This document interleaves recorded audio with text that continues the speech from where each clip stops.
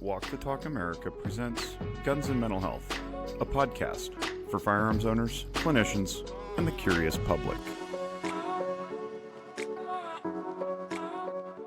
Hey, it worked. Good morning from the land of technical difficulties.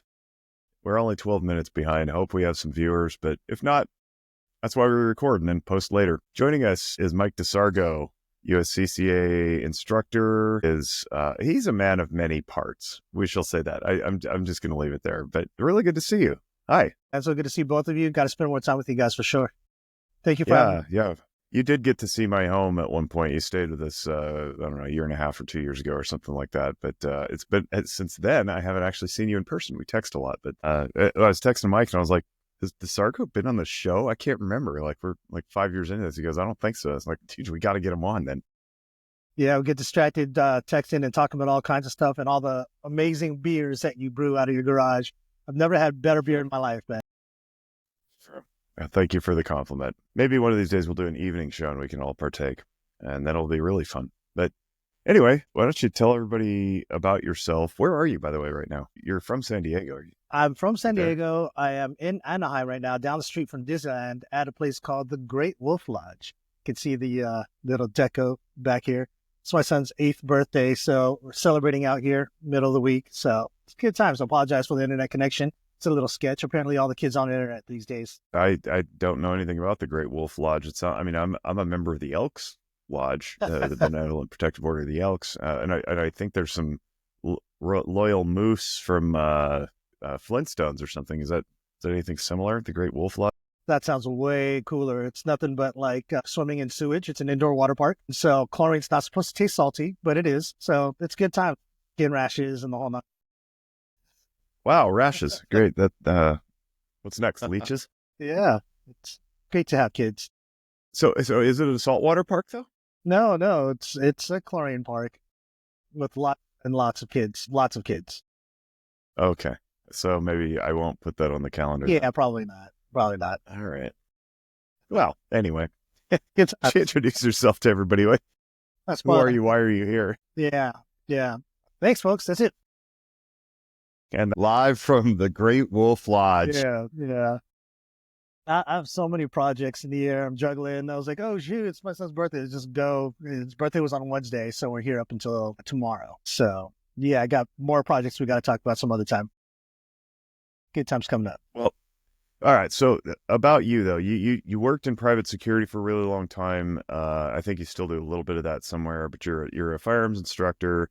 And Tovis says, we love Great Wolf Lodge. Apparently they don't get rashes in their family.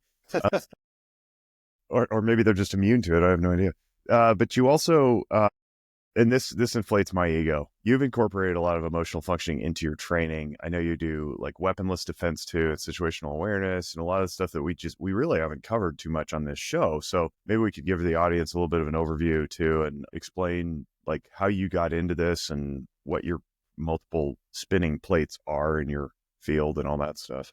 Absolutely. So, it was in 1977 when I was born. So I've been a martial in my day. I started with traditional Chinese martial arts, not the stuff you see on movies and stuff, but my instructor was Children PD, and we were in a disadvantaged neighborhood, which is the PC term, saying the ghetto, a Section 8 environment, the whole nine, good times. Both he and I were able to apply our skills, and at the time we were really persuaded that it was that old rehearsal to mastery, where you had to practice thousands and thousands of repetitions to be able to apply skills in high-stress circumstances. I'm going to fast forward it a bit, but I've been teaching since the late 90s, and I've always had difficulties reproducing our successes in students. And in 2013, I met a guy named Torrin Hill, and he has what's called the simulator, and it's essentially a panic room. He develops, it's kind of like waterboarding, but for developing skills. He develops this environmental overload of stressors, both endogenous and exogenous. Endogenous stressors and exogenous stressors. We have this kind of what he calls panic powder. It's all legal, but it's a way to methylize norepinephrine, which is brain adrenaline. It crosses the blood-brain barrier. Because we can always peek behind the curtain when we run simulators, when we run any kind of training environment, simulation in the training environment. We kind of know in the back of our mind that we can stay calm because it's a training environment. but with some of the panic powder and some other things that we do to create panic, it really induces the production of what we call survival serum, the acetylcholine, the dopamine, the adrenaline, the whole nine. Funny thing that happened, it was kind of my happy place. When we were going through the simulator, I was like, oh, I remember this. And I took it for granted, right? I don't know how anybody else did. I just did my thing. And at the debrief, went out to have coffee. Of course, we had to like have a decompression time because it is high stress, all kinds of stuff running through your veins. And, when he said that I did kind of okay, I gave credit, traditional culture. Oh yeah, I credit my teachers. I credit the training method. And he just absolutely called BS to me. It was like, nope. You're missing the mark, man. You're missing the mark. And what really changed the game for me, because it sounds pretentious to give myself credit. It sounds arrogant to give myself credit. And he said, no, man, it's your upbringing. It's your lifestyle. Your brain has been exposed to traumatic stress and violence. And so you have a post-traumatic adaptation rather than this disorder, where becoming familiar with that, it allowed me to wire in the memories to recall those memories. When I say memories, I'm talking about neuronal chunks of the different skills that I trained in. So every time that I've trained, in the back of my mind, I subconsciously visualized. And as I practiced those skills, I was recreating the context in my mind and kind of tying it into mental health. It was kind of a form of prolonged exposure therapy for me. I didn't realize it at the time, but a lot of it was driven. I mean, I became an EMT. I worked for the medical examiner's office, picking up bodies because, in the environment I grew up in, the mantra was that like therapy didn't exist for us. That's like for white people. We don't have therapy or anything like that, right? And so we just dealt with it and tried to figure it out. So I worked for the medical examiner's office, trying to understand the nature of death and dying. Became an EMT because I hated the feeling of just watching someone slowly die in front of me and not being able to do anything, that kind of powerlessness, and so I wanted to have the skills to actually intervene and stop dying from happening. The martial arts help stop the killing from happening. So as I'm training martial arts, I kind of have that drive where like, I need to use this. I need to apply this. And all that to say that Torin broke it down scientifically, like, look, man, this is the way your brain got wired. That's the difference. It has nothing to do with the mechanics, has nothing to do with 1,000 repetitions. It has to do with the brain. And when I talk to you and you tell me about emotional functioning, of course, that's an aspect that society has never taught us. There is a way to still be high functioning in a violent environment without having any mental health. And the old paradigm is putting it in a box. You don't have time for that. You don't have time to feel. So put it away. It's unimportant. It's irrelevant to right now. Just do your job, go to work. But that's not healthy. It's not sustainable. It's not a healthy way to do it. You can do it that way, but it's not healthy. And when I talk to you about emotional functioning, that made me realize that that's an overlooked and extremely valuable piece by understanding the utility of emotion and being able to quickly process it and leverage it to our advantage. I don't want to go too deep. I'll let you take it away with the emotional function, particularly when it comes to anger, fear, the prominent emotions that we might feel when we witness, say, our kid getting shot and the shooting is still happening. How do we make a decision from there? Because when we talk about defensive shooting, a vast majority of it has to come down to cognitive function. The trigger pressing part, that mechanical part, is just a moment in time, but everything that happens before that and everything that happens after that is all cognitive function. And when you talk to me about emotional functioning, of course, like we've never learned how to process that information. The emotions we experience is information that we have to process, and it can result in people freezing up. It's what we call a performance diminisher. And so when people talk about, can you do that under stress? That's a wide umbrella. What is the stress? Is it fatigue? Is it the emotion? Is it the environment? Is it the pressure to perform? And so, yeah, if you don't mind unpacking a bit about the different utilities of emotion that we might run into, by all means, you're the subject matter expert in that field. And that's actually our podcast. Thank you, Mike, for joining. Oh my gosh, I got to go back. So first question is, you said traditional Chinese martial arts, not like the stuff you see on TV. What are the names of these things? Because my boy's just enrolled in Brazilian Jiu-Jitsu, and I'm just now learning about things. I've already known about karate and taekwondo and stuff, but what are you talking about here? Yeah, I'm going to use the traditional vernacular, so I hope nobody thinks I'm CCP or anything like that, but stop Asian hate. It's Tonglang Trend, which is a style called Manus boxing. But I do have to kind of preface this a little bit. The Mao Zedong during the Cultural Revolution actually made it very illegal to practice anything traditional. So the real fighting arts actually left, a vast majority of real fighting arts left China and went to places like London, Philippines, Malaysia, Taiwan, Kuomintang. They all fled to Taiwan if you were caught practicing the fighting craft because it was considered paramilitary training. There was always a fear of insurgency. They completely banned any kind of systemized training. And so what you see nowadays was a product of the entertainment industry back with Shaw Brothers and the old Kung Fu movies and everything, right? They permitted a certain amount of performance art, like what you see with Chow Yun-fat and Crouching Tiger, Hidden Dragon, where they've really removed a lot of the practical application and made it more appealing for the entertainment industry. And that's what's become branded as Kung Fu, and everybody thinks it's complete garbage. And so there might be some people, like Wing Chun was very popular. That's a close quarter thing that hyper focuses on one arm's length away from the other person. Gets you really good at that transition. And where Wing Chun tends to fail is that once you leave that context, then you're kind of useless. And so that's where there's some, when you take a bird's eye view on some of these Chinese martial arts, we can identify how it fails and where it's good. So we don't want to throw the baby out with the bathwater. There's still a lot of gems in these fighting arts. And the fighting arts that I was in was Shui Jiao, which is kind of like, it's Chinese wrestling. You could call it Chinese judo. Manus boxing is close quarters. It's very similar to Wing Chun, but that's what I started with under, and if anybody's not familiar with Chinese martial arts, they very much hyper focus on mechanical precision. The difference between having your arm in this position versus this position has exponential effect. The problem with that is once you deviate from that, can you still be successful in applying skills? And so that's kind of where we want to look at what's best versus what's optimal. Kind of going off on tangents about the fighting arts side, but no, I appreciate that. That's good. I mean, because it speaks to the overarching theme of firearms and the Second Amendment. Like if you get a tyrant in who comes and takes away your ability to defend yourself, and nay, extends that to the ability to even practice defending yourself without weapons. Yeah, that's a great way to take over the people, right? And impose your will. And I also got to think that the historical significance of that is probably associated somehow with the pillars of tradition, right? And if they're going to deconstruct everything and take it all away and erode it back down to nothing, that's a great way for tyrants to step into, because if the community has no culture by which to anchor itself, then they can inject any, they meaning the authoritarians who are in charge, they can inject anything they want to be the culture, which of course is going to align with their motifs and modalities. So that's really powerful. I didn't know that. I had no idea, but it makes a lot of sense. So thank you for that explanation. Yeah, there's kind of another tie-in with firearms. Everybody's heard of Fairbairn-Sykes. Back in Shanghai, it was kind of the cultural epicenter of the world.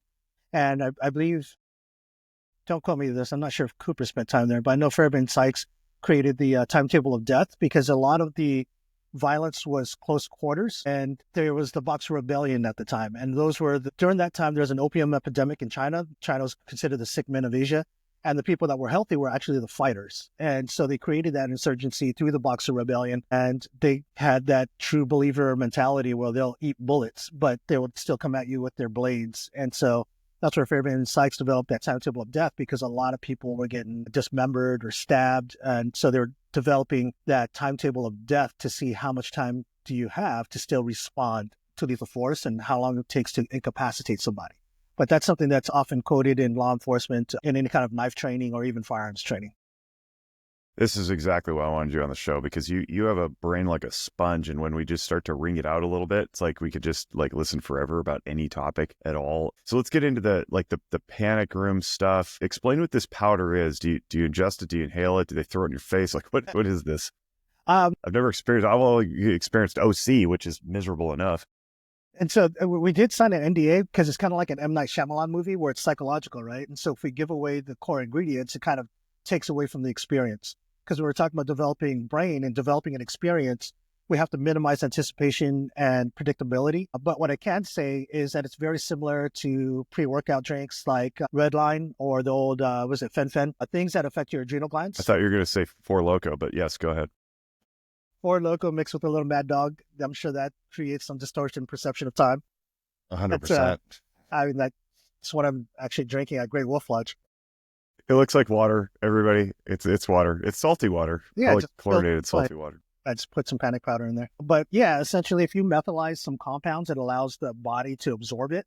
And the hardest thing about getting exogenous adrenaline is because our body responds to adrenaline differently. When it's in the muscles, you have alpha and beta receptors, and that's what determines the blood flow and how it changes blood flow. And so we lose blood flow in the extremities. So if we get cut, it's a survival positive in the sense that if a saber-toothed tiger was to slash our wrists, we have some time, it shunts the blood away from the calves and forearms Pulls it to the core, right? exactly. And so the core muscles, so you can prepare to fight. You actually get higher oxygenation.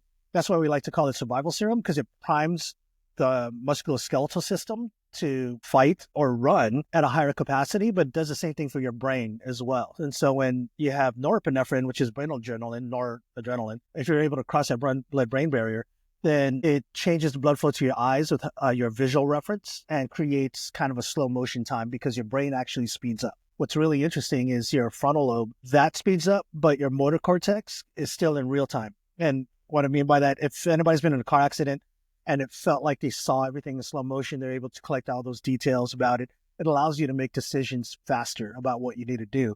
But what's super interesting, if you watch mixed martial arts, we see it often where people get concussed and knocked out. And so the frontal lobe is kind of offline, but their proprioceptive ability, their sense of feel and their sense of where they are in space is still functioning. And so you see it a lot where they start grappling the referees or people that, and very skillfully as well. And where that translates is to our technique selection when it comes to handling our firearms, right? The old using visual reference to watch the mag well. The reason why there's a risk of missing is the same reason why we've gone home and put the key in the key latch if you're a 90s kid. But wait, you put the key in the keyhole, you've done it a million times, but it's not until your bladder is full that you're trying to and you keep missing it, right? Because we experience different adrenaline peaks throughout the day, and that's just enough stress to make you move faster than what you're seeing, and you tend to miss the keyhole. And so that's the risk with reloading with a visual reference, is there's a discrepancy with the visual information you're processing and how it feels. So when you have it in the high compress ready position for retention, there's people that say, oh, well, we could do it like this and it'll be automated over time. Yeah, that's the point. You don't need to see it. So then it's optimize retention and bring it into high compress ready. So that way we have more control of the gun and it's still robust under stressful circumstances. Okay, so why am I hearing about this for the first time? And why isn't this deployed everywhere with all first responders who would be in high stress situations, right down to and including possibly social workers showing up at somebody's home in the midst of a domestic conflict between parent and child? Like this seems like something that is a gold mine for anybody who had ever experienced something that outstrips their developmental capacity to handle stress. It seems like we should at least be floating this through most police academies, if not fire academies also. Yeah. Is it new or that proprietary or what? It's not new. It's not proprietary, but the Kardashians didn't teach it. Unfortunately, it's like the car culture too, where it tends to be what's popular and we mimic the old war story guys, right? Because a lot of people have that appeal to authority bias where when we look at things like the OODA loop. Colonel Boyd, for the audience that doesn't know, created a decision-making framework based on his experience of air combat, where he was trying to figure out how to gain an advantage over MiG-25s, if I'm not mistaken, to observe, orient, decide, and act. And to this day, people are still referencing OODA loop, even though there's more information available that we have today. And I'll get into that a little bit later. But athletic training talks about read, plan, do. We'll circle back to that. The point of me bringing that up now is that we tend to think inside the box. Most of our studies is based on that appeal to authority.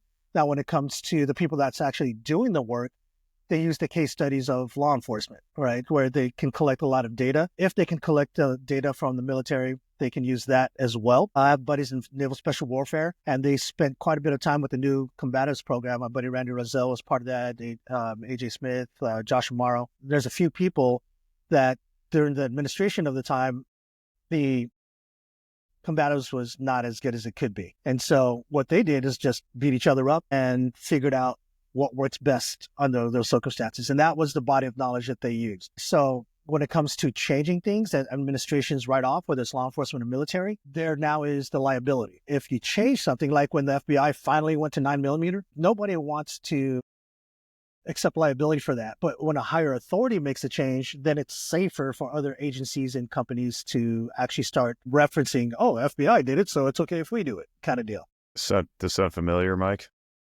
All right. Oh, wow. Does that happen in the mental health industry as well?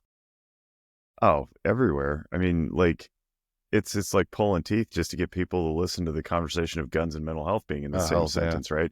But then, you talk suicide prevention. My latest soapbox has been suicide prevention forever, ever has been focused on training people to act in the time of crisis. When somebody is suicidal, know what to do, right? It's like, I just came out like, I don't know, a year and a half, 2 years ago, and I started going like, this isn't working.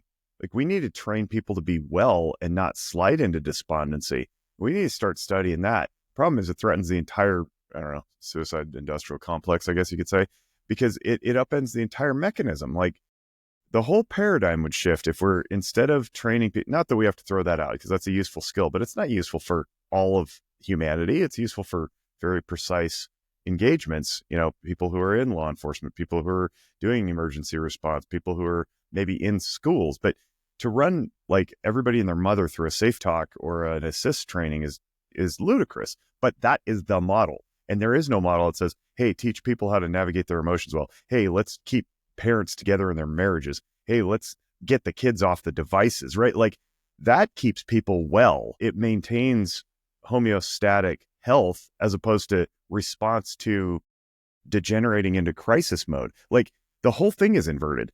And so I start talking about that, and it's, it goes over like a fart in church, like you might suspect.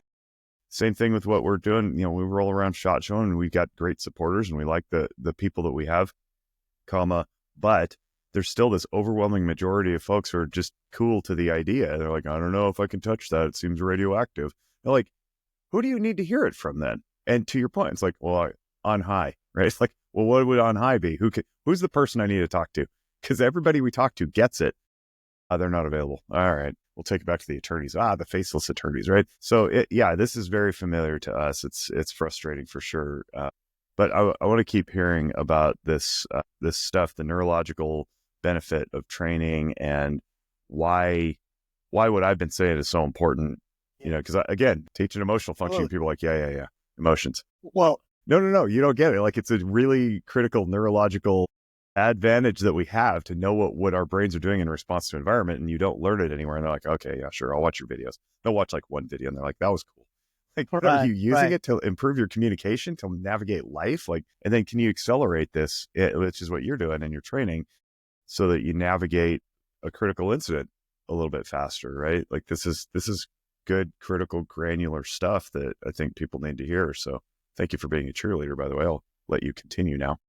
Well, I wanted to express my gratitude for you guys. And it's an honor to be along for the ride, because you guys are actually making a huge impact, even though it may not be where you want it to be yet. But I do feel that walking around SHOT Show, it is kind of becoming normalized talking about mental health. I randomly brought up mental health aspects with some people, and they seem to be a bit more open to it, rather than the old school times of like, what are you talking about, dude? Are you a crazy person? You're talking about mental health. Are you going to go shoot up a school? That there's kind of that stigma of bringing up mental health, that there must be something wrong with you. And you absolutely made a huge impact with teaching me about emotional functioning. That unlocked a huge training piece. And the analogy I use in regards to the value of examining your mental health is kind of like, we've all hurt ourselves before, right? We might have hurt our knee, might have hurt our shoulder or elbow, wrist, whatever. And we kind of ignored it because we know that it'll fix itself, it'll work out, but it hurts when I do this. So then we kind of avoid that. And then years later, I forgot I'm not supposed to do that. That hurts when I do that. Or when it gets cold, they're like reminded that, oh, I have an injury there. That sucks. It's cold. I'm just getting old. We come up with all these excuses to not get that injury addressed. And when you actually do get that physical injury addressed, you're like, oh, snap. I forgot what it was like to have a functioning arm. I forgot what it's like. This is what life is like. Is this what it's like? That's how I see mental health, is that it may not be like a complete dismemberment. You might have a sprain, but then we get used to that pain. In my personal case, I didn't know I was depressed. I had no idea because I didn't feel sad. When you think about depression, it's often kind of like associated with being sad. I don't think I felt sad. I just noticed that I had less drive, less motivation, less enthusiasm. And then logically, I knew there were some things I was supposed to do. But underneath all that, I didn't realize that there was a metabolic side effect of that state of being, because our brain, it secretes all these neurochemicals that impacts what happens with your body. We can often see it with like some old operators that might have gained weight from all the cortisol and living a lifestyle of adrenaline, that were always operating. The brain is still in that fight or flight mode. And that cortisol has an absolute negative impact on our metabolism, resulting in things like brainwave and metabolic disorder, where we're not able to metabolize food and we tend to hold on to fat because our body still thinks that we're going to fight to the death the next day kind of deal. So if going back to the analogy of physical rehabilitation, once we address that, I got my depression diagnosed through a ketamine-assisted therapy. I have friends in the military who's been encouraging me to go try psychedelic-assisted therapy. I had no idea what it was about. Never did drugs in my life, not even marijuana. Chula Vista PD didn't hire me because they thought I was lying because I never did marijuana in my life. I was like, I'll smoke a joint right now. That's what it takes to get hired.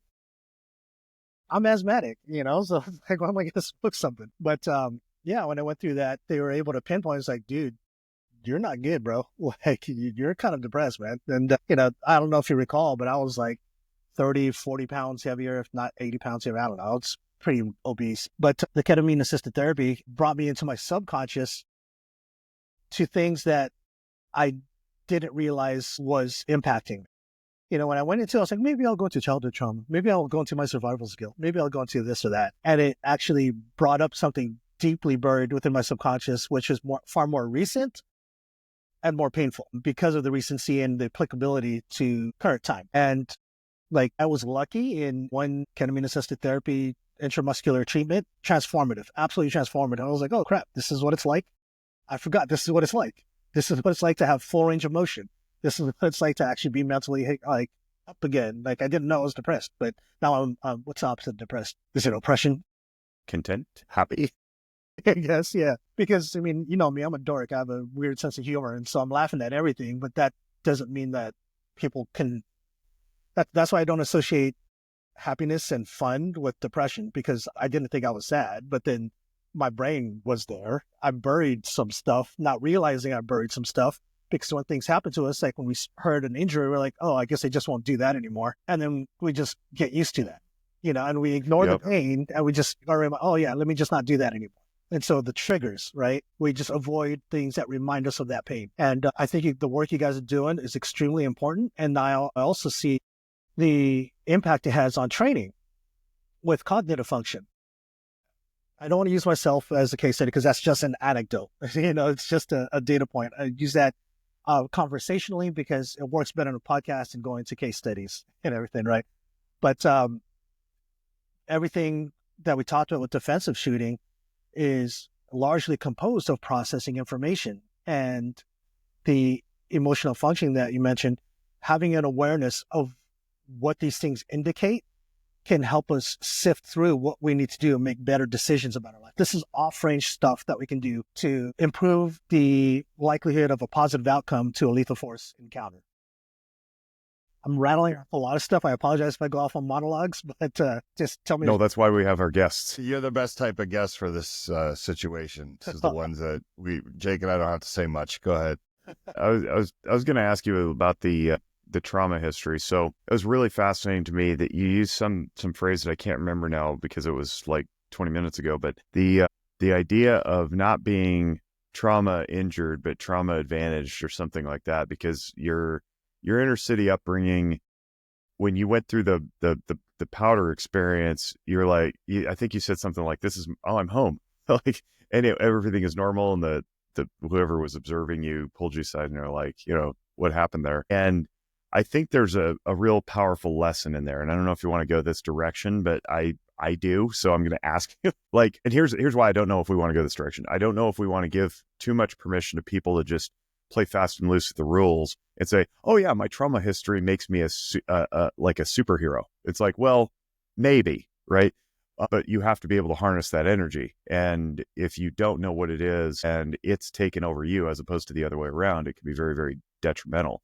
So to that point, some of the most intelligent entertaining people I talk to are the people who have been through lots of crap in their day. Combat deployed veterans, people raised in terrible environments, people who've overcome cluster B injuries from people with cluster B personality disorders who have inflicted countless pain, small business owners. Like now that I'm like 10 years into this endeavor, it's like you see some stuff when you're trying to run a business. Like it is wakes you up and matures you real fast. You think you know what you're doing going in because you're some hotshot smart guy. And it's like, no, you need the experience too, right?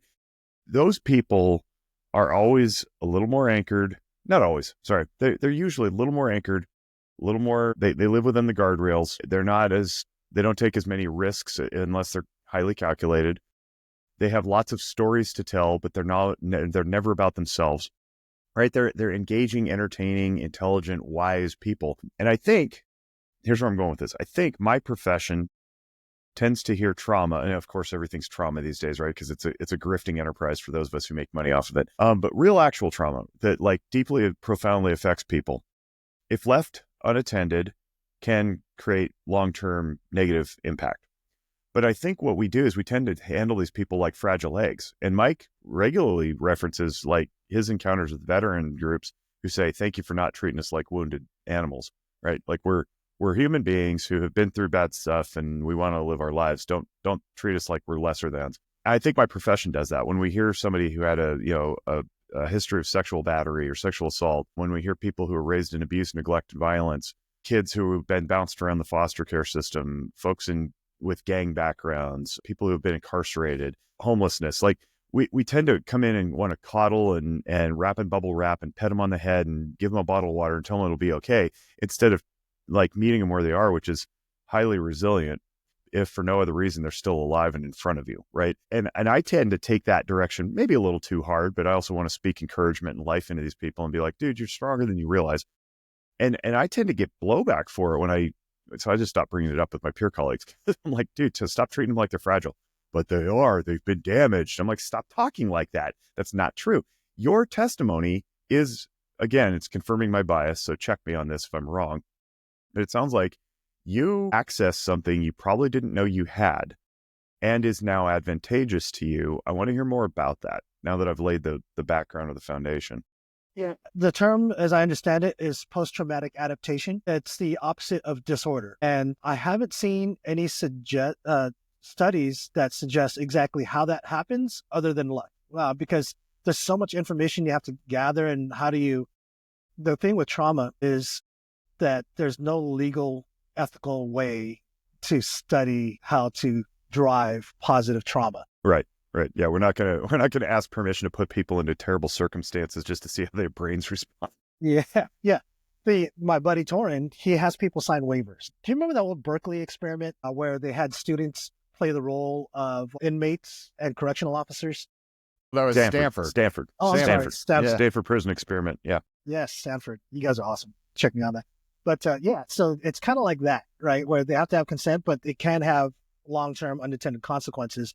And so people that typically go through it are willing to risk it for the biscuit because they want that outcome. And so how do you create a negative experience but have a positive outcome? I can guess that one of the reasons why I maybe had positive adaptation could be because maybe it was a improvised prolonged exposure therapy through training and being able to redo or change the future is what I call it, right? Where when an incident happened in the future and I had a better outcome, that was positive reinforcement for me. And so that was more motivation for me to go back and train, and I'm better prepared every time. So I was getting this kind of feedback loop that the more I trained, the more I studied, the better the outcome I got. And that's what I think, this is pure speculation, may have resulted in that positive association with a violent experience. I am conflicted because the evidence shows that kids that have been traumatized tend to become high achievers. So as a parent, what does that mean for me? If I want my kids to be a high achiever, do I have to be one of those dads that traumatize my kids just enough for them to be a high achiever? But also, if I apply so much trauma, they become high achievers, what good is it for them to be an astronaut if they're going to end up killing themselves eventually? Right. And so it's just kind of to your point about then do we just create a positive atmosphere for people to be traumatized? There's no no studies. And right now, I think it's a matter of luck. I think that's where we get some high level operators where they somehow found a way to be high functioning with the amount of trauma they experience. But I haven't seen or learned about anything. It might be out there, but I don't have that personally. The knowledge of how and why that happens. That's definitely something I'm looking into. It's a good conversation to have about how much and how far do we push anyone, but children in this case, because we have young children. And, this is an age-old debate going back hundreds of years, thousands of years. Spartans would send the kid out to, fend for himself when he's 12 years old or whatever. And I think that the proximate interpretation here is something balancing, I guess, developmental adaptation beyond one's comfort zone at appropriate times and durations such that you get growth. And I think, on the whole, the criticism of culture these days is that we've coddled. And Jonathan Haidt wrote a book called The Coddling of the American Mind. That's a mental coddling. There's also the physical coddling. And Haidt's work in this area is renowned, I think, at this point. I mean, his latest book, The Anxious Generation, talks about that as well, and talks about getting people off screens, and it talks about sending kids out and quote unquote into the wilderness. Things that I think give us pause because we've intake so much information now that says the world is evil and dangerous. Keep your kids from it. By the way, here's a device which actually gives them access to more evil and danger than they could ever encounter going to the park 3/4 of a mile away, statistically speaking and otherwise. But what we want to do is we want to do this controlled step in, almost like you referenced before with exposure therapy. It's exposure, growth, and development. So we're not just leaving our kids to go find their way home from the camping trip 200 miles away, right? But what we do want is on the camping trip, let them go run in the woods. They'll be fine, presuming there's no bears around to eat them. But let them go run around the woods. Let them fall down, get a scrape, get a cut. And what this comes down to for me is for children and adults, people in my profession and others, if I don't know how to tolerate my own distress, I cannot watch somebody else in their distress, meaning I probably won't be interested in pushing somebody into distress of any kind because I'm not going to be able to sit there and watch them endure it, knowing that on the back end, they'll be better off because it'll have trained the brain that it can go someplace and come back and be okay. Therefore, it can go another place and come back and it'll be okay. And the world won't spin off its axis just because we felt something. But if I don't know how to tolerate my own distress, I can't do it with anybody else. And this goes in my profession too. Oftentimes we'll be in a group setting, doing group counseling, for example, and somebody will start to get tearful. And almost immediately the hand comes out and it rests on the thigh and somebody else reaches for the Kleenex box. And it's like, whoa. Let them go through that. Because if you're bailing them out of the process, you're not doing them any favors. And what you're probably doing is trying to turn off the tears so you don't have to watch it. Not necessarily because you want to extend some compassion and assuage their pain. It's because you can't watch them cry. Now, we have to ask, well, why is that? Largely, it's because you haven't practiced it yourself. But beyond that, it has to do with self-efficacy. And in my view, the people who can endure others' pain best are the ones who know who they are. So if I know who I am really well and I know what my emotional range is, I am better equipped to do things like set boundaries because that inherently inflicts pain by somebody who can no longer cross my boundary because I'm not letting them. And then I can watch them yell and scream and froth at the mouth and, shake their fist, knowing that it's okay. They will tolerate it. They will get through it because all emotional experiences have a beginning, a middle, and an end. Christian Conti. Take a drink. Yeah, man. That's gold. Yeah. You just drop some bombs right there. And I hope that the instructors and parents are listening because that's so important. I mean, I remember growing up hearing that life is suffering from Buddhism, but I didn't really understand what that meant. Like, does that mean we just have to suffer? But analogy or metaphor? One of those. I'm not an English lit. Metaphor. No, it's metaphor. Life is suffering. Life is pain, Highness. Anybody who tells you anything otherwise is selling something. Right. And so something that helped me as a parent and as an instructor is, I think, your metaphor of the cocoon, of a moth becoming a butterfly. That if you're impatient, you see that little cocoon and you start slicing that open, the moth didn't go through the strain of developing the strength to break through that. Same thing with a chick hatching from an egg or an alligator, if that's cool guys that want to be more of an... Or a seed popping up from the earth. I mean, yeah, and those are analogies, by the way. Thank you.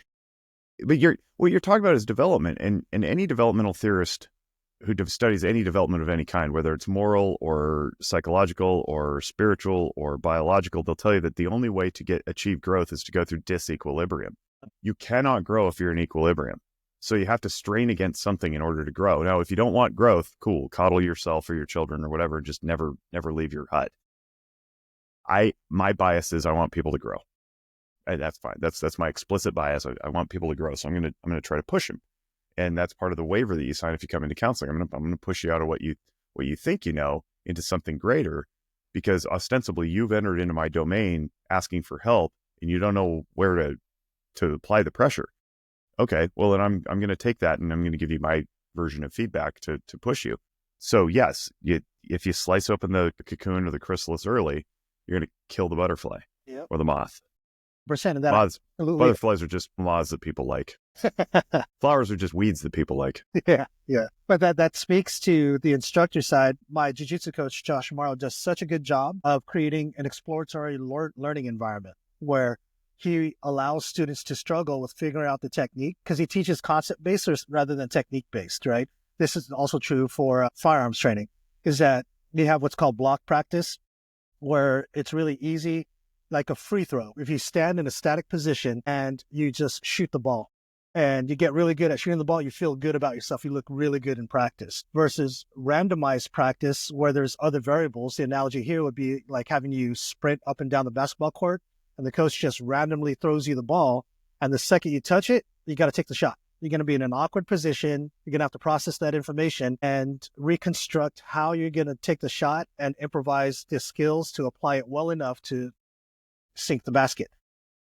But you tend to perform poorer in practice and you struggle and there's strain and it's hard and it feels better can I just shoot holes in holes? Can I just shoot holes in holes? Right. So in watching students struggle to put the bullet where they intended it to go, because we're having them move laterally from the target, because our body is going to be compelled to move when we're under threat. And by randomizing which target that we need to call out, we have different indicators, colors, numbers, shapes. It's difficult for them to be as good as a marksman as they normally are when they're in a controlled environment and they could just concentrate on that thing where they feel good about that. And so allowing ourselves as a parent or instructor to watch and embrace the struggle. Let them struggle, let them figure it out, create that exploratory learning environment. What they found in that study is that the block practice group lost more games than the random practice group, because the part that's overlooked is everything that you talked about, their ability to forget about what just happened and figure out a new way forward, that processing of information, that decision-making process. Mike, I think you're a race car driver, or you're at least into cars, but that's an analogy that tends to work well with my race car guys, is cornering, where you're trying to find the driving line on a racetrack that's all squiggly, and the fastest lap time is going to be how much distance you can cut by making as straight a line as possible. But what happens is that track conditions change. Your tires might lose some traction over time as it heats up. Your brake fluid might start to boil over a bit. So how you brake, your steering input, it's all going to change based on what's happening with the car. And if you screw up that corner, you got to let it go and just keep looking down the track for the next corner and adjust accordingly. If you get fixated on the mistake you just made, it's still happening. You're still moving forward, and you're going to screw up the rest of your driving line if you don't let that go.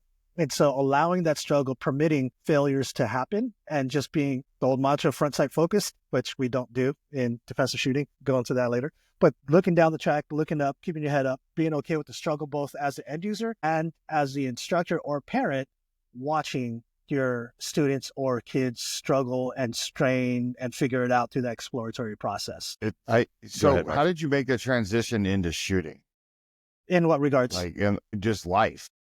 That's a great question. I used to hate guns. I was an anti-gunner. Can you believe that? So remember Colors, the old bang movie? Yeah. So great that movie. was kind of the environment I grew up in. And a joke that I often talk about is that Asians don't get like Devo from Friday. We generally don't get that muscular, right? And so like you can't get real buff and like, don't fight that dude. You know, that dude's big. Well, Asians generally don't get that big, but we train. Well, that's why you have martial arts, right? That's it. And so it was usually the guy that did Kali, that did some kind of Aikijitsu, that did Jiu-Jitsu, that did Muay Thai. Those are the guys that had that street cred. Like, don't mess with that dude, right? And then I was also from that culture of guns were for cowards that didn't know how to fight, right? That was kind of the environment I grew up in. And being Filipino in San Diego, you're typically either a gang member or you're completely focused on books, which I definitely was not. Can have a whole tangent about the public education system, or you're like a Jabberwocky, or congrats to Jabberwockies. I never got paid to break dance. Whoa, what's that term? That's a Vegas reference. He just threw a Vegas reference in there. Yeah. That sounds like a Star Wars character, a Jabberwocky. They're amazing. So Jabberwocky is a figment of their imagination, and this is an old b-boy group from different parts of San Diego, Sacramento, different areas, but they got their reputation from a TV show called America's Best Dance Crew, and then they eventually got a contract to perform in Las Vegas. And they're so successful that they're able to sell the brand, and now they have like new people. They wear a mask. It's kind of like what's that old like Blue Man Group? Pookie? Is that what it is when they're wearing a mask? But yeah, they're phenomenal. How have I never heard of this? It's so weird. Yeah, Okay, anyway. I'm shocked you haven't, especially since you have kids. Like, I mean, I took my daughters to go see the Jabberwockies, and it is an incredible experience. And these guys can just dance their ass like it's insane. Yeah. So the stereotype is that Filipinos are like dancers, DJs, and karaoke guys. I didn't get any of those genetics really, but we would throw house parties in San Diego as a DJ, and I would try to break dance and like sprain my wrist or whatever. But we would always get shot up. We were always getting shot up, and so that kind of fed into like, can you guys just fight? Can you stop killing people and just fight? You know, and so it wasn't until later when my martial arts instructor got me a job to keep me away from trouble. Some of my classmates, we got into a lot of trouble, and some guys got thrown in jail. And so he was very strict about us not getting into street fights, not doing any of that stuff. So he got me into security, and I later learned that I could have a gun on the job. And I was like, oh, wait a minute, good guys could carry guns? And that's when I became exposed to the idea of guns for defensive purposes, not just for murder or for law enforcement. Both gang members and cops hated me, so that was a negative association at the time. But and it also dawned on me too that like, I'm not always going to be young. I'm going to be injured. I could be sick. I won't be able to fight my way out physically, but you can press the trigger if there's a lethal force encounter and still save your life, right? And so, getting jumped in high school was like a common thing. And yeah, now we call it disparity of force. We minimize and normalize a lot of the violence we grew up in, but it's pretty damn significant in retrospect. When I see high school kids now, I'm like, holy crap, I was doing what at 14, at 13 years old? Jacking and like bats and just bad stuff. I won't go into too much detail because I'm still friends with a lot of people who just got out of prison. That's kind of what segued me into things. And during this time period, I didn't know too much. I went to high school with a friend named Omari Bassard, and he went off into naval special warfare. I didn't know you guys went to high You school went to high together. school with Omari? He was a Yeah. breakdancer What? too. And I have an old cassette tape. What? Hold up. Okay. All right. I have an old cassette of him freestyle rapping. So we had an old X-Clan beat going, and we were on my mom's karaoke machine, and we were just spitting bars. And it was So- X-Clan. My goodness. You remember when Coleon said there is a tape of me rapping, and if it ever gets out, I will lose my mind. Now we've got. yeah. Did you ever rap? Are you on the tape, Mike? No. Plot Darn. deniability. I was gonna say 3. We have 3 amateur rappers now, but it's only 2. We gotta get Omari on the show. I tried. Anyway. I'm not gonna lie. I mean, I tried, but I don't have the pipes for this. My voice sounds weird. And, yeah, but my friends have it because we used to perform because it was cool. I never got paid because I was an idiot. But yeah, I mean, it was a thing. It was kind of our outlet. It was just hip hop was our outlet. It really was. The creativity behind hip hop, the graffiti art. They call it the elements of hip hop, right? B-boying, DJing, breakdancing, graffiti art, all that good stuff. It was kind of like a positive influence in our life. But yeah, that was Omari. He went off to blow up bridges and all this good stuff. And then when he came back out, we met up, and he told me that the guys were going outside of naval special warfare to get better training because their training sucked. And he went to go see Tony Blauer with the Spear System, and then he went to go see Rob Pincus. And when I was invited, Please tell me Rob has a freestyle rap tape. well, absolutely, he does it to this day. Yeah. He does it over Yacht Rock. Over Yacht Rock, that's his freestyle. He will freestyle. He freestyles over Yacht Rock beats. He was doing Yacht Rock while we were eating iguana tacos in Puerto Rico. It was wild. Loves Yacht Rock. That's his thing, man. I love Yacht Rock too. I'm not gonna rap to it, but It's the remix, bro. Yeah, so Rob changed my trajectory during instructor development because he started talking about this brain stuff. He started talking about the startle reaction, and that started to make sense reflecting on some experiences I had. That's when I learned the term tachypsychia, the slow motion time, all that stuff. And I tried to push back, and I asked, well, what's the duration? I felt like such an idiot for asking that question because he just looked at me dead in the eye. He said, non-zero. Okay, yeah. And like the more I kept digging and digging, the more it confirmed to this day. Like this is an old program. This is like at least a decade old, but I know it goes to the early 2000s. It's a decade old for me, at least. But I know I think he started like 2004, 2005 during the fall holidays. But all the drills and everything, I'm finding more and more evidence to support the design. And I don't know if he got a download, if he's like secretly hacking to aliens and they're giving him this information, but he's like, it's insane how advanced, light years ahead the program is. That when you asked earlier about why don't more people know about this, I don't freaking know. It's been around since the mid 2000s. I mean, he's taught SWAT, he's taught high level operators, but there's a few reasons why people are averse to it. Usually because they don't like the struggle of being told that they're an idiot. Yeah, ego.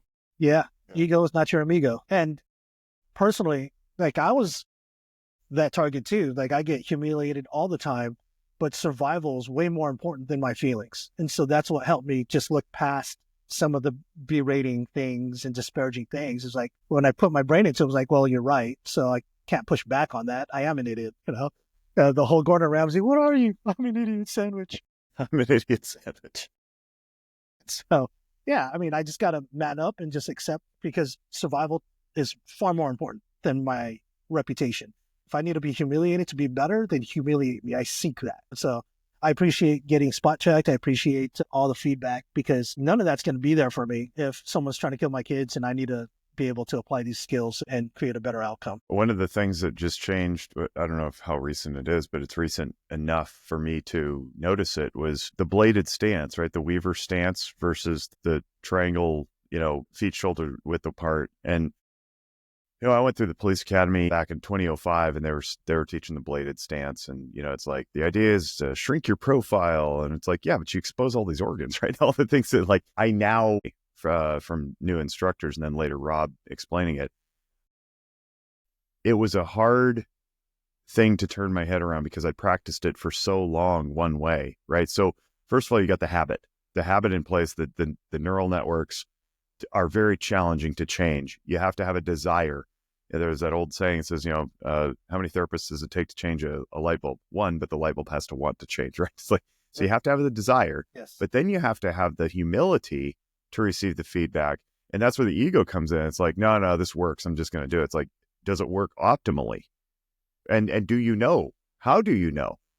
And if somebody comes along with a better idea and can explain it with some level of articulation, I think you probably need to pay attention. Now you can disagree, but you better have a better disagreement than their articulation of why you need to change. And what sucks these days is everybody's looking for data. And it's like, well, show me the data. Where's the research? Where's the published peer-reviewed paper with the randomized control trial? It's like, I don't know. I just have a good idea and we have to start somewhere. Would you like to listen to it? And that honestly sometimes is dead on arrival with people who have fragile egos, longstanding habits. And then it's not just the individuals, it's the system that's teaching this that has its own ego and its own individuals with longstanding habits, protecting the way, right? Capital T, capital W, the way. And it's like, and this is why I preach so frequently about separating self from activities. You are not your job. You are not your hobbies. You are not what you own, right? You're not your possessions. The essence of you is very different than the things you do. But if you've married those two, if you've conflated what you do with who you are, then changing what you do is tantamount to a threat to self. And the brain will respond in such a way that it seems like you yourself are being attacked, and you'll have a limbic defensive response simply because somebody said, hey, why don't you try holding the gun this way with your thumbs down the rail, right? Which is actually a true story Dustin Pluth told me back at Train and Learn. So it's like shooting all over the place. He's like, put your thumbs on the rail. And I'm like, on the rail? You mean on the slide? He's like, yeah, on the slide right there. And I was like, he goes, don't worry, you're not going to stop this thing. I was like, no, I'm worried about getting pinched. And then all of a sudden, boom, boom, boom, rounds go on target. And I was like, you're a genius, bro. Like, but if I hadn't had the humility and the ego strength to receive that feedback, I'd still be shooting inaccurately. It's really hard to get that through to people when they're resistant, or they've conflated what they do with who they are, and they don't have, again, back to a good sense of self. If you know who you are, you can not only set boundaries, allow people to tolerate distress, but then receive it yourself, knowing that the limit of who you think you are has not been reached yet. Yeah. And funny story, I actually have the studies that support why we don't shoot from that position. And it's called the current hypothesis is the forget reconstruction hypothesis. So this goes back to the basketball analogy, right? Shooting from the bladed stance is shooting the free throws, because there's absolutely better ways to stabilize their platform to be a really good marksman. But when we're talking about defensive shooting, it's much more like the player that's running up and down the court, touching the ball, and then shooting the ball from an unrehearsed position. They just need to apply the skills well enough to make sure the ball goes in the basket. It's the same thing with defensive shooting. We just need to shoot well enough to make sure that the rounds go where you intended it to go, right? And so the idea behind, so with the read plan do, we're talking about the do side now, why we don't predetermine our shooting stance. We like to shoot from a natural neutral position, but it's going to be whatever position you're in. And if we're talking about moving laterally, we're likely going to have to put ourselves in a squared position to stop that lateral movement. And so to take it further, we could be in any position. For moving around a corner, try not to get off frame here, but for moving around a corner, it might be weighted over 1 foot. And if we're shooting around corners, and kind of illustrate, my words aren't worded. Yeah, you're not balanced, in other words. Yeah, you're off balance, absolutely. And so what really matters is your trigger press, your grip, and for recoil management, shoulders in front of the hips. Foot position doesn't matter. It's all incidental. We need to be able to apply the fundamentals in such a way that the rounds go where we intend it to go. We need to get away from maximizing stability, because most circumstances don't call for that. Now, if you're taking like a 40-yard shot or something for an active killer circumstance, then you would adjust your platform to be more stable for that shot. But what's happened in the training industry is that we've become the Harlem Globetrotters, where it's entertaining. We see the Harlem Globetrotters do some amazing things, and then we train to be like that. But I mean, they don't win NBA championships, right? When you watch an NBA game, when people shoot, there's kind of a fundamental way to sink those baskets. But a lot of times, you look at the way they improvise as they go for a layup, that wasn't really planned. There's some fundamental concepts with how they did that layup.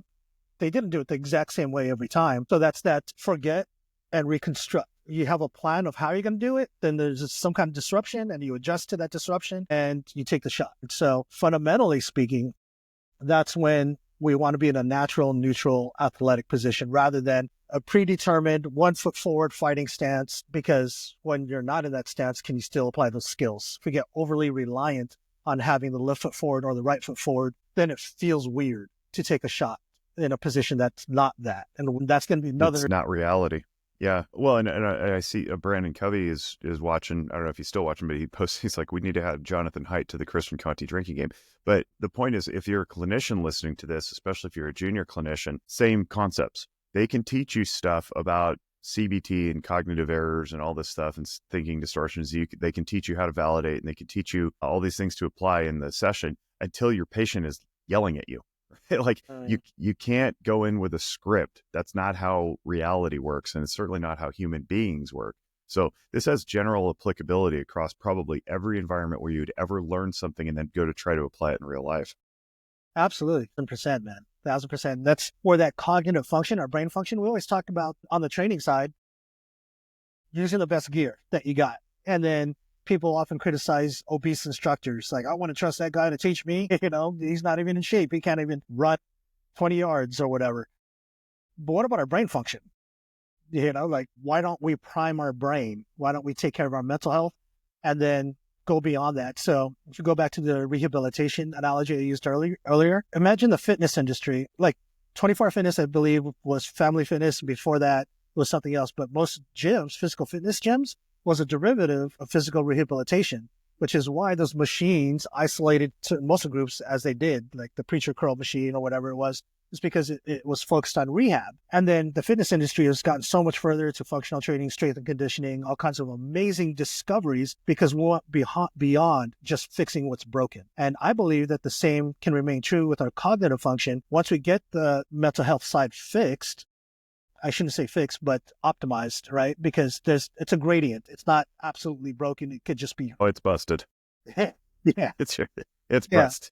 Yeah. And then once we get to a place where it's like, oh, this is what it's like to be normal-ish, to have a kind of a normal function, then we could explore the true potential of what our mind is capable of, whether that's cognitive function, emotional functioning, or beyond. I have a friend, Mikal Vega is what he goes by now. He changed his name when he was on the teams.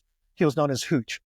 He has a very bad reputation on the teams. He was a really dark dude. He was diagnosed with Naval Special Warfare's worst case of operator syndrome. He just had to keep going and keep going and keep going. Nothing worked for him. They kind of used him as a guinea pig through all kinds of different drugs at him to try to fix his brain, and it made him worse. He looks physically different today, and he credits Kundalini meditation as being transformative for him. You could find him on Sean Ryan podcast, Mikal Vega. He has a good elaborate story about his evolution. His social media shows some pictures of Hooch and pictures of Mikal. He's now the motion capture director for Call of Duty. He's an amazing human being. He's still him. You know, he hasn't detached from his old self, but he's come such a long way. And it's an amazing thing witnessing his potential going beyond just healing and the things that he could do now with his creativity, because he's allowed his mind and consciousness to expand above and beyond just getting fixed. That's an amazing pathway that goes beyond just training. But there's more in our brain that we could prime, just like fitness. Like we're seeing people do amazing things with CrossFit. We're seeing athletes do amazing things with their body, parkour, like you can't do parkour with an injury, right? But there's amazing things we could do with our brain if we start with the fundamentals of taking care of your mental health first. And I think that, what you just said about the fitness industry, if it's sprung from rehabilitation, we still have both, right? We still have the targeted rehabilitation people in the physical therapy world, and then we have the personal trainers, and then we have the solo gyms where you can work on stuff yourself. I don't know why we can't do that with this realm, and maybe we do. Maybe it looks like corporate training, and there are people out there who are consultants and coaches and all that stuff, and maybe we do have the stratification. But from my view, it's inadequate. I think what we need is a mental health for our fitness, right? Run by people who don't necessarily have licenses bestowed upon them by the state, ascertaining minimum competence, and then all the rules and restrictions thereto pertaining, because that's not what's being asked. We're not in a medical environment anymore. When you're down at the local fitness club lifting weights, you don't need a medical doctor looking at your form. So let the medical doctor be in the medical office. And if somebody just wants to go work out and their form sucks, okay, well, they're going to figure it out. But maybe we need people who are just roaming around who know a little bit more about the training than everybody else, and they can be paid, and then we can call them personal trainers, right? Like, why can't we do that with mental health? Why can't I open up a place for people to just go hang out on couches and have conversations that are structured? Why does it have to be in this overly rigid presentation where we're billing insurance and creating files and documentation and treatment plans and diagnoses? It's like, can't people just like heal each other? Or maybe we do, and we just call that Buffalo Wild Wings. I have no idea. Yeah, we just call it the bar. You know what I mean? It's just usually, ask any bartender, they'll tell you that they're a therapist for a lot of people. Ask any bar stool. Is what people consider consciousness communities, but that's become labeled as like woo, where you have these people into spirituality. They'll get together for some kava, and they'll be able to get in a space where they can feel that positivity, but it's not to the degree that you're talking about. I really think you guys are laying down the groundwork, starting with your anonymous online screening, right? Where people go online and just see where they're at. It's kind of like the old Beachbody programs where they have an online subscription and can kind of watch and go along. I think that's where your emotional functioning serves that platform, where they can learn how to exercise.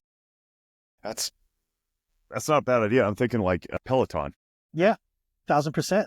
When I watch your emotional, it's not a bad idea. I keep going back to your emotional functioning videos, and I take something new away every time. Every time I just go back and rewatch it. I do try to go into the book by Conti and all that, but like, I like your face better. It's so handsome and with the beard. So I just I gotta watch that on YouTube. I gotta see Jake. And I don't want to gloss over that. That's a hell of a compliment you just paid me. And my ego is like, oh, this old thing, right? Those old videos. And Kevin helped produce those, by the way. So credit to Kevin Barry for the graphic design and his partner Stacy at Marketing Stable, because I produce this stuff and I just post it and then I don't watch it again because why? I know what I have to say. But somebody came in the other day and they were like, it was so funny when you were like dunking that basketball on the video. And I was like, what are you even talking about? I had to go watch the video again. And it was cute. It was clever. It made me laugh. And so Kevin and Stacey did a great job with those videos. But it's incredibly important to me to hear you say that, because a lot of times, actually just this week, I was belly aching to my wife about it. I was like, does anything I do even matter? And we don't know the ripple effect of things that we touch and people we influence. And it's not always measured in quantifiable metrics by Google hits and YouTube views and that kind of thing. So thank you for saying that. It's really touching. And as much as I want to be like, ha ha ha, oh, I'm just trying to make the world a better place, it really does. It really hits me. So thank you for that. No, thank you for putting it out there. And I can't stress enough how much it's like that at home gym. Your road rage analogy paints a perfect picture. And if you don't mind talking about that, because anger having the utility to take action, but we tend to unhealthily and inappropriately replace fear with anger. Like that road rage analogy. Could you talk a bit about that, or can you share that for the audience, just because I want to hear it again for my selfish reasons? Yeah. So I actually don't know if this is an original of mine or if I heard it from somebody else. It might have actually been Christian who taught it to me, but I can't remember because my brain doesn't go back to 2007 anymore.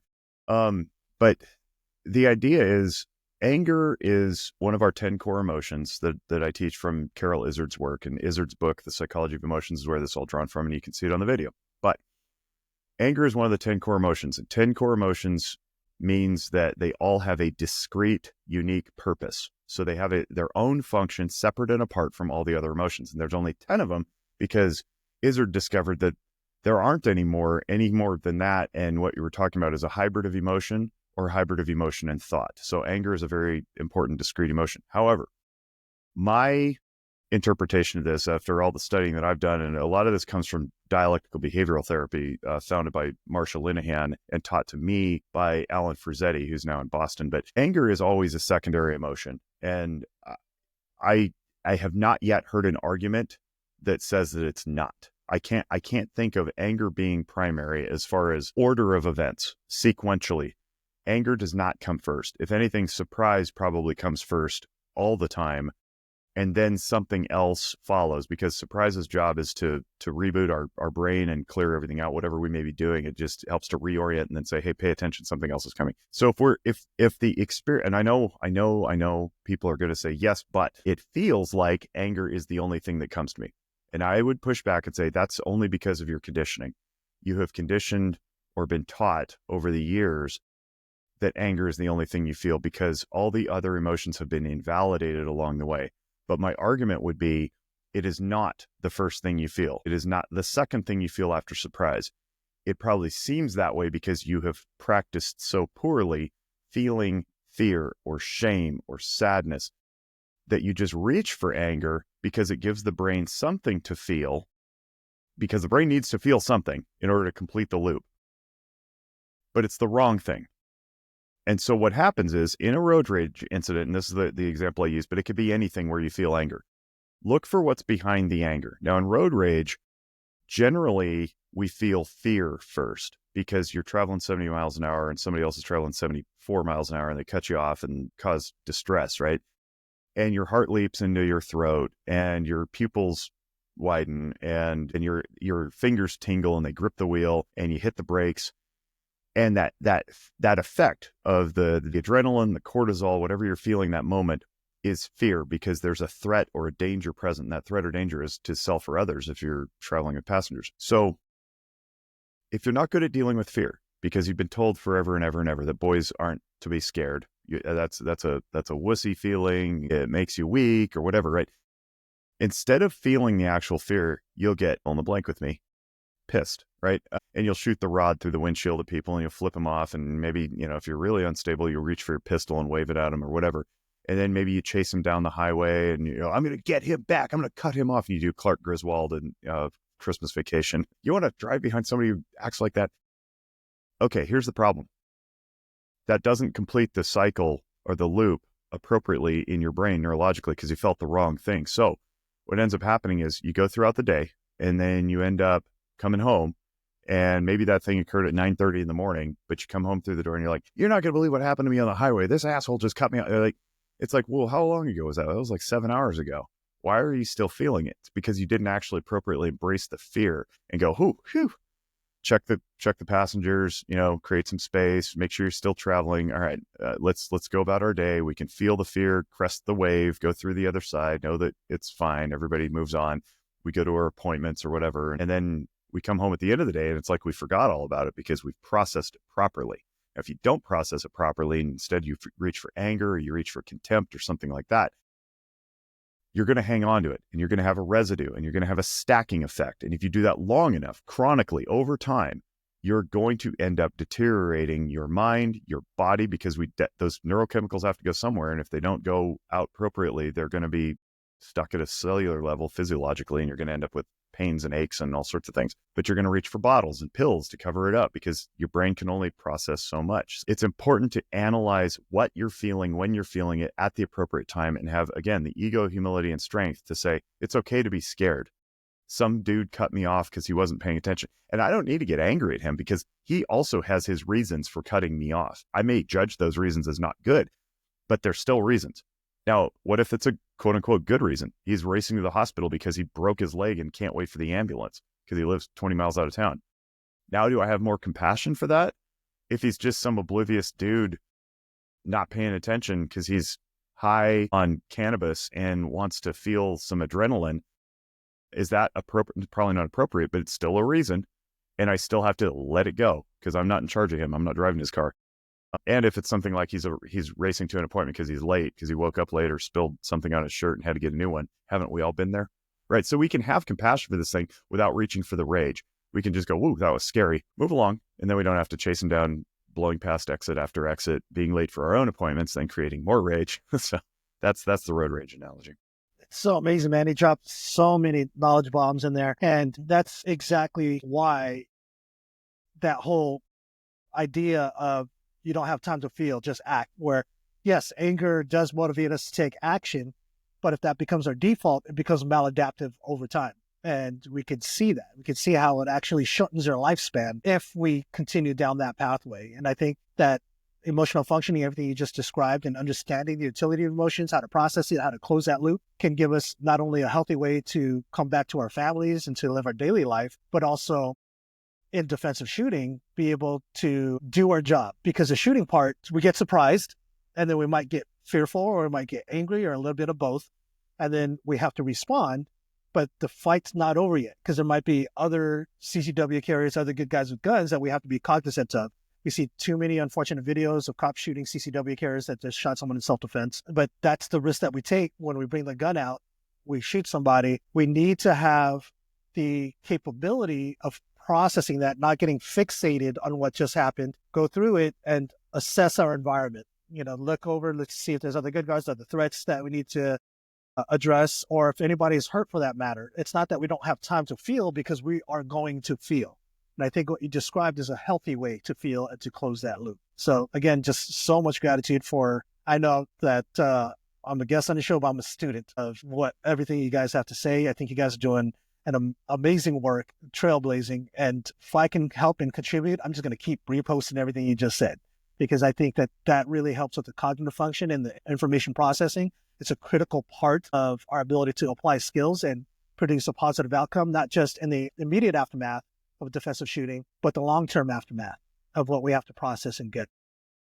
Well, and even if you don't discharge your weapon, there's still a result neurologically and physiologically by engaging in an encounter that required such a defense, right? So we have to be mindful of that too. Steve in the live stream chat here, which is something new I didn't know we had, but apparently we have live stream chat on Riverside as well, says, love this conversation on how to promote mental wellness and a spectrum of community support. I wonder how much of the existing mental health industrial complex prevents simpler, cheaper community solutions. I want to answer that as briefly as I can without chucking anybody too far under the bus.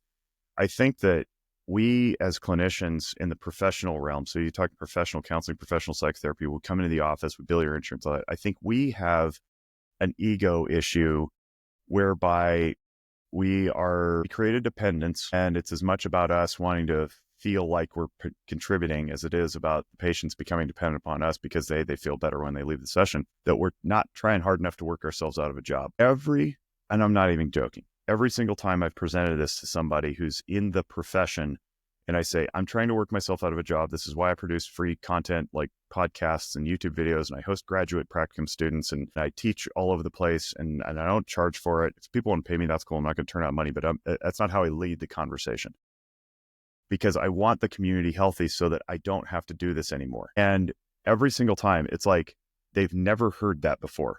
All they've heard is treat your patients, move on to the next patient.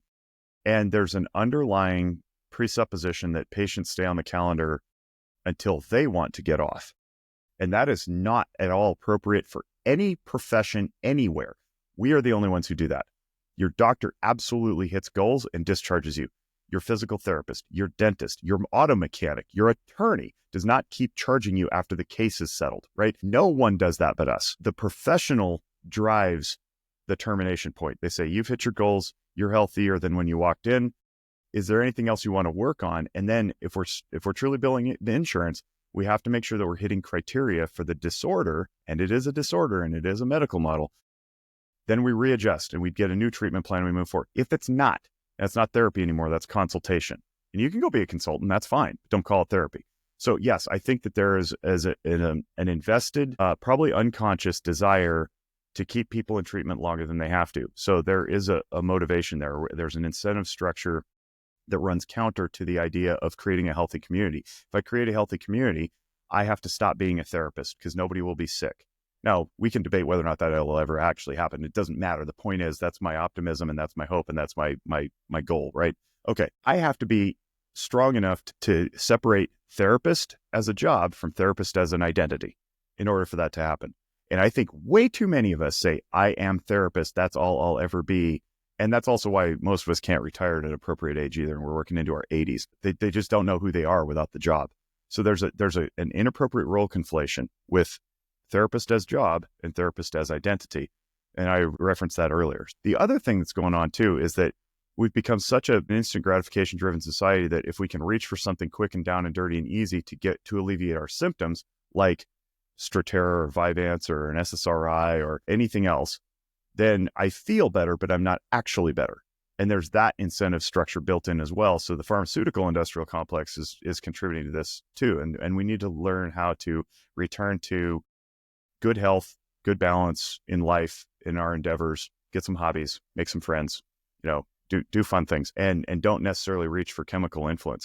And I'll say this again, because I've said it before, humanity in its current iteration as Homo sapiens have been around for like 40,000 years. And the profession of professional psychotherapy has been around for like 120.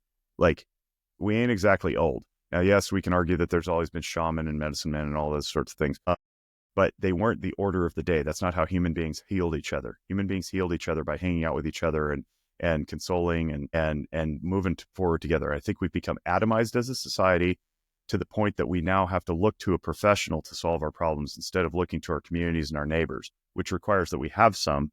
But if we're atomized because we're all on our damn devices, then it's going to be really hard to trust those people and lean in and be vulnerable so that we can be intimate enough to get the things healed at their communication and their presence. So again, emotional functioning begets vulnerability, which begets intimacy, which begets camaraderie and neighborly correspondence. Without that stuff, we just become isolated, and I think things get worse. So that's how much I think the existing mental health complex prevents simpler, cheaper community solutions.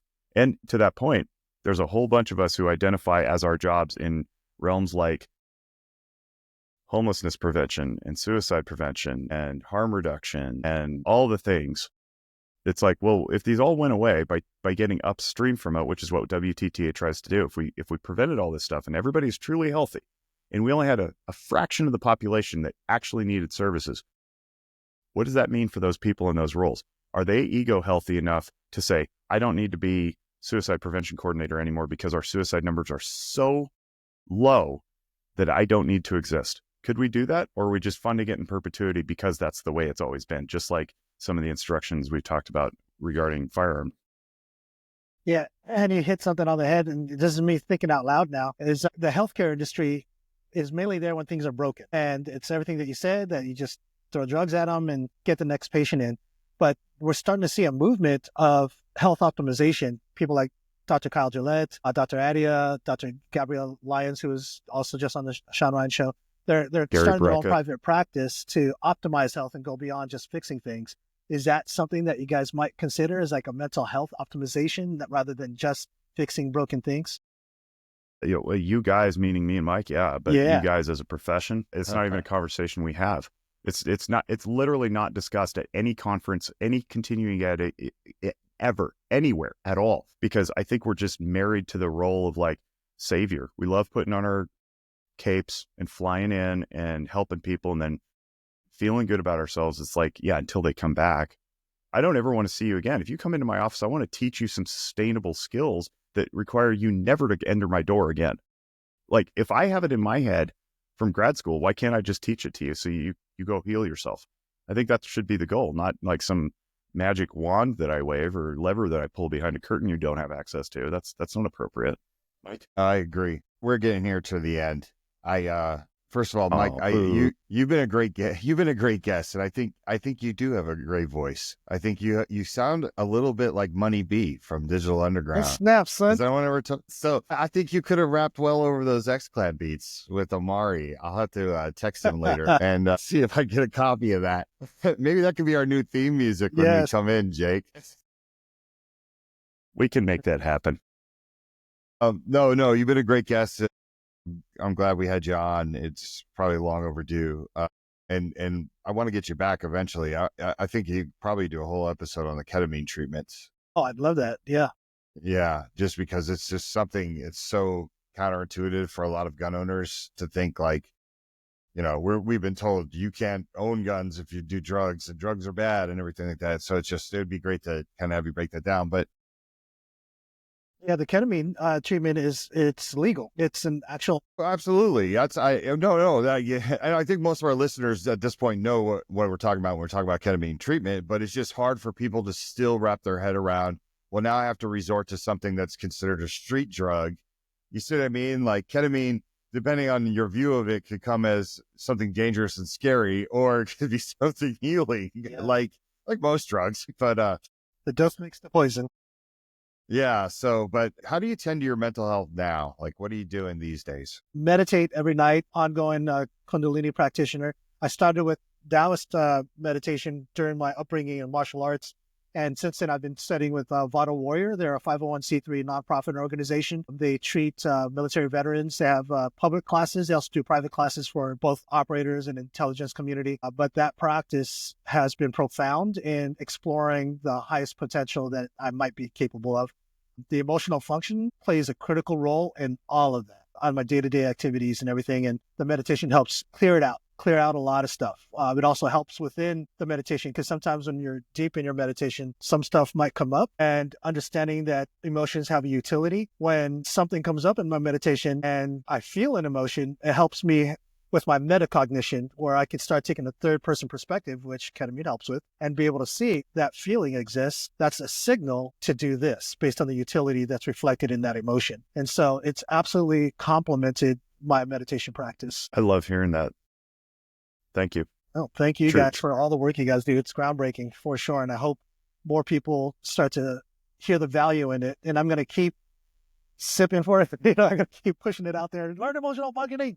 You don't realize how important it is. It's like such a, you break the veil with that thing, man. Like we really don't realize how much we're slave to emotions. And we serve emotions rather than emotions serving us. Yeah, that's a really good, that should be a bumper sticker. It's really good. Do you have the flyer, by the way? The 10 emotions with the QR code? All right, good. Yes.